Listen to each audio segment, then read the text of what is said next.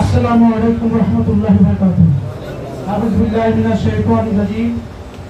বিসমিল্লাহির রাহমানির রাহিম। ফামান যুহজিহা আলান নার ওয়া উদখিলাল জান্নাতা ফাকাদ ফাজ। উপস্থিত বাংলাদেশ জামাত ইসলামী ঠাকুরগাঁও সদর শাখা থেকে আয়োজিত জগন্নাথপুর, নারগুন এবং বেগুনবাড়ি ইউনিয়নের দায়িত্বশীলদের সমন্বয়ে আজকের এই সম্মেলনের আগত মেহমানবৃন্দ আজ কিছুক্ষণের মধ্যেই আমাদের মাঝে উপস্থিত হবেন ঠাকুরগাঁও এক আসনের সম্মানিত জাতীয় সংসদের প্রার্থী মনোনীত দেলাওয়ার হোসেন সাহেব। আরো উপস্থিত থাকবেন জেলা সেক্রেটারি আলমগীর ভাই।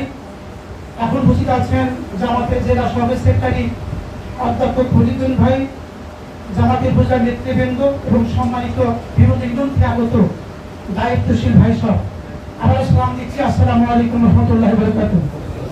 সম্মানিত ভাই সব, সম্ভবত গত সপ্তাহে গত জুম্মাতে হতে পারে ফিলিস্তিনের হামাস একজন ইমাম, যার 30 সেকেন্ডের বক্তব্য গোটা দুনিয়া ভাইরাল হয়ে গেছে। তিনি বলছেন 30,000 ফিলিস্তিনি শহীদদের রক্তে যে সমস্ত মুসলিম ভাইদের মরে না দেয় না, 70,000 ফিলিস্তিনি মুসলমান পঙ্গু আহত, তাদের আহতের কারণেও যে সমস্ত মুসলিম ভাইদের মরে নাড়া দেয় না, 20 লক্ষ ফিলিস্তিনি ভাই যারা তাদের ঘর ভাড়া বাড়ি ছিল, এরপরে যে সমস্ত মুসলিম ভাইদের মনে নাড়া দেয় না, আমার কয়েক মিনিটের বক্তব্য তাদের মনে কি নাড়া দেবে? আমি এতটুকু বলতে চাই, আল্লামা দেলাওয়ার হোসেন সাঈদী, যিনি গোটা দুনিয়ার সবচেয়ে সম্মানিত এবং সবচেয়ে লক্ষ লক্ষ কোটি কোটি মানুষের হৃদয়ের একজন ব্যক্তি, ঠিক কিনা? তাকে সরকার 13 বছরের বেশি জেল দিয়ে জেল খাটিয়ে তাকে শহীদ করে দেওয়া হয়েছে। আমির জামাত মতিউর রহমান ইতামিকে ফাঁসির কাছে ঝুলিয়ে এই সরকার হত্যা করছে। আলী হাসান মুজাহিদ তাকে হত্যা করা হয়েছে।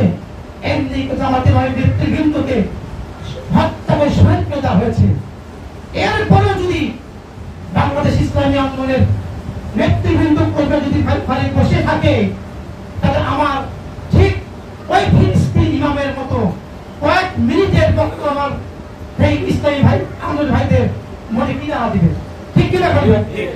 আমি বলতে চাই, আজকে আমরা এমন এক মুহূর্তে আমাদের সম্মেলন হতে যাচ্ছে যেখানে তাফসীর মাহফিল বন্ধ, যেখানে আপনার শিক্ষা ব্যবস্থা নাস্তিকতার পরিচালনায় পরিচালিত, আপনার পরীক্ষার দরকার নাই, এইভাবে আজকে নাস্তিকদের আনাগোনা এবং শিক্ষা ব্যবস্থায় ইসলামী শিক্ষার সম্পূর্ণ বাতিল করে দিয়ে একটা ধর্ম নিরপেক্ষতাবাদ প্রতিষ্ঠার জন্য বিভিন্ন কৌশল হাতে নিয়েছে, ঠিক কিনা ভাই?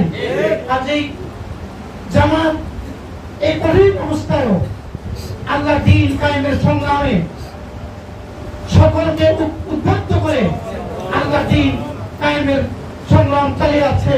আমি আপনাদেরকে এতটুকু বলতে চাই, আজকে আমাদের এই কঠিন মুহূর্তে পরিবেশন হচ্ছে, যারা আসছেন আমি সবাইকে স্বাগত জানাচ্ছি এবং আজকে যে সিদ্ধান্ত নেওয়া হবে আমি সকলকে সিদ্ধান্ত মেনে নেওয়ার আহ্বান জানাচ্ছি। সর্বশেষে আল্লাহ বলছেন যে তারাই সফল কাম যারা জাহান্নাম থেকে নিষ্কৃতি পাইল, জান্নাত পাইল। আমি সকল ইসলামী আন্দোলন করি ভাইদেরকে সেই জান্নাত পাওয়ার প্রত্যাশা করে আল্লাহ দ্বীন কায়েমের সংগ্রামে লিপ্ত হয়ে জান এবং মালের কোরবানি দেওয়ার আহ্বান জানিয়ে আমার সংক্ষিপ্ত শেষ করছি। আসসালামু আলাইকুম ওয়া রাহমাতুল্লাহি ওয়া বারাকাতুহু।